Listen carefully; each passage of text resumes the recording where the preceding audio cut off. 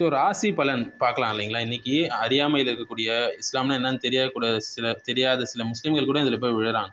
So ராசி பலன் எப்படி ஷிர்கான ஒரு விஷயமாக, ஹராமான விஷயமாக இருக்குன்னு சொல்லி பார்த்தீங்கன்னா, ஒருத்தருடைய பிறந்த நேரம் அல்லது இடம் மற்றும் தேதியை வச்சு என்ன செய்வாங்கன்னா, கணிப்பிடுவாங்க. சந்திரனுடைய நிலை ஜென்ம ராசின்னு சொல்லுவாங்க. சந்திரனுடைய நிலையை அடிப்படையில் கணிப்பீடுகள் செய்வாங்க. ஜோசியக்காரங்க என்ன செய்வாங்க? தினசரி, வாராந்திர அல்ல மாதாந்திர ராசி பலன்களை என்ன செய்வாங்க? கிரகங்களுடைய தற்போதைய பெயர்ச்சி நிலைகள் இதெல்லாம் வச்சு என்ன செய்வாங்கன்னா, குறிப்பாக சந்திரனுடைய குரு சனி என்று சொல்லுவாங்க. 12 ராசிகளின் தன்மைகளை வச்சு சாதகமான மற்றும் பாதகமான நேரங்களை கணித்து வழங்குவாங்க. கேலண்டர்ல கூட நீங்க பார்க்கலாம். ஸோ ராசி பலன் நிறைய விஷயங்களால பார்க்கப்படுது. ஜென்ம ராசி மற்றும் சந்திரன் சொல்லுவாங்க. பிறந்த தேதி நேரத்துல சந்திரன் எந்த ராசியில இருந்ததோ அதுவே உங்களுடைய ராசின்னு சொல்லுவாங்க. தினசரி பலன்கள் வந்து இந்த சந்திரனுடைய அன்றாட நகர்வை அடிப்படையாக கொண்டு சொல்லுவாங்க. அடுத்தது கிரக பயிற்சின்னு சொல்லுவாங்க இல்லைங்களா? குரு, சனி, ராகு, கேது போன்ற நிதானமாக நகரக்கூடிய கிரகங்கள் வந்து தற்போது எந்த ராசியில இருக்கிறாங்க என்பதை பொறுத்து உங்கள் ராசிக்கு என்ன பலன் கிடைக்கும்னு சொல்லி அது ஒரு பக்கம் ஓடிட்டு இருக்கும். அடுத்தது நட்சத்திரங்கள் 27ன்னு சொல்லுவாங்க. நட்சத்திரத்தின் அடிப்படையில சந்திரன் ஒவ்வொரு ராசியிலும் எவ்வளவு நேரம் பயணிக்கிறாரு என்பதை வச்சு தினசரி பலன்களை துல்லியமாக அவங்க கணிச்சு சொல்லுவாங்க. அடுத்து சூரியனுடைய நிலையில சில நேரங்களில் சூரியனுடைய நிலை சூரிய ராசின்னு சொல்லுவாங்க கொண்டு பலன்கள் வந்து பார்க்கப்படுது. ஆனா பெரும்பாலும் பார்க்கறது வந்து சந்திரனுடைய ராசி தான் பார்ப்பாங்க. அடுத்து லக்ன ஜாதகம் சொல்லுவாங்க.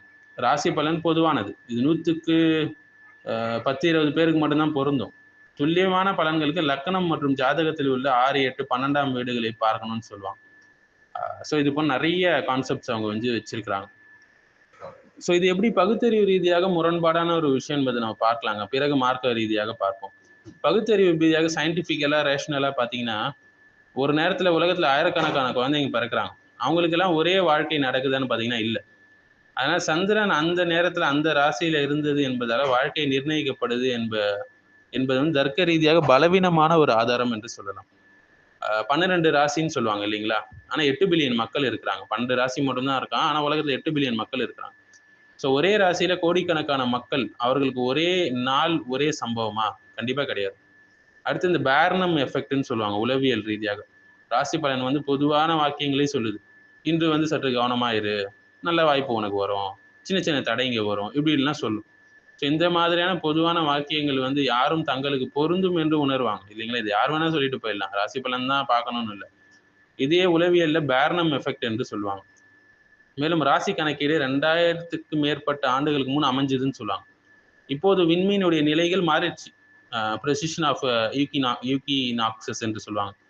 இதெல்லாம் மாறிடுச்சு. அதாவது இன்று நீங்கள் சொல்லப்படக்கூடிய ராசி வந்து உண்மையான விண்மீன் நிலைக்கு பொருந்தாம இருக்குது பெரும்பாலான நேரம். மேலும் ஜோசிய கணிப்புகள்ல விஞ்ஞான பரிசோதனையில ஒருபோதும் நிரூபிக்கப்படல இதெல்லாம்.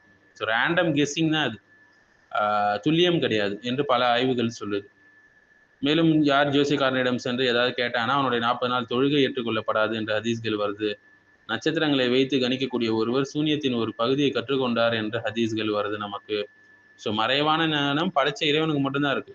அல்லாஹ்வுக்கு மட்டும்தான் இருக்கு. எதிர்காலத்தை கிரகங்கள் நிர்ணயிக்கிறது என்று நம்புவது வந்து தௌஹீதை முரண்படக்கூடிய, தௌஹீதை சீர்கெடுக்கக்கூடிய விஷயங்களாக இருக்கு. அப்படி என்றால் அவருடைய ஜாதகத்தை பார்த்து பெரிய பணக்கார ஆயிடுவார் இல்லையா? ஆனா இன்னி வரைக்கும் அவர் ஏழையா தான் இருக்கிறாங்க பல ஜோசியக்காரர்கள். தெருவில் சுத்திட்டு இருக்கிறாங்க. 100 ரூபாய்க்காகவும் 200 ரூபாய்க்காகவும். அவங்க ஜாதகத்தை அவங்க கரெக்டாக பார்த்துருந்தா அவங்க நேரத்துக்கு பெரிய கோடீஸ்வரர்களாக இருந்திருப்பார்கள் இல்லையா? ஸோ புத்தி ரீதியாக இது முரண்படுது. காரணம் அல்லாத ஒன்றை காரணமாக்குவது ஷிர்க்குக்கு இட்டு செல்லக்கூடிய வழியாக இருக்கு. இவைகள் வெறும் கிரகணங்கள் தான்.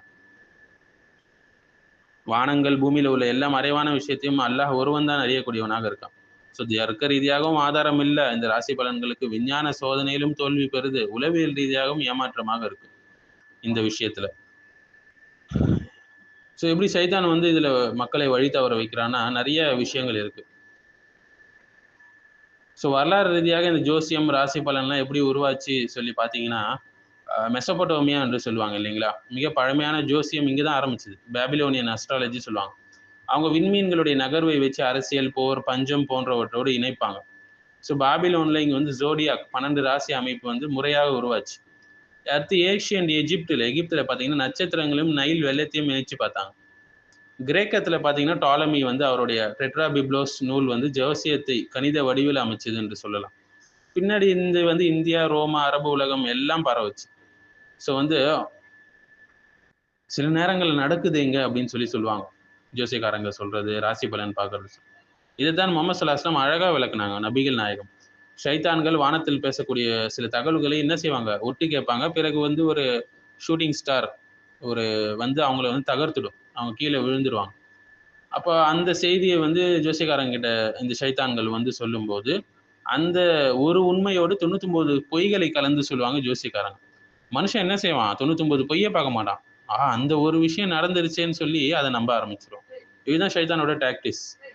ஸோ வந்து பொதுவா இன்னைக்கு கவனமா இருங்க அப்படின்னு சொல்லுவாங்க ராசி பலன்ல. அப்ப மனுஷனுக்கு ஒரு பயம் வந்துரும். அந்த பயத்த வச்சு சைத்தான் என்ன செய்வான்? அவன வழிகெடுப்பான். உங்களுக்கு நல்ல வாய்ப்பு வரும்னு சொல்லுவான். அவன மனுஷனுடைய பேராசை இதெல்லாம் வச்சு மனித பலவீனங்களை வச்சு அவனை படிப்படியாக வழிகெடுப்பான். முதல்ல பொழுதுபோக்கா காட்டுவான். பிறகு ஒரு நம்பிக்கையை ஏற்படுத்துவான். அதுல வந்து பிறகு வந்து முழுசா அதுல சார்ந்து இருக்கிற மாதிரி ஷைத்தான் படிப்படியா தந்திரம் செய்வான்.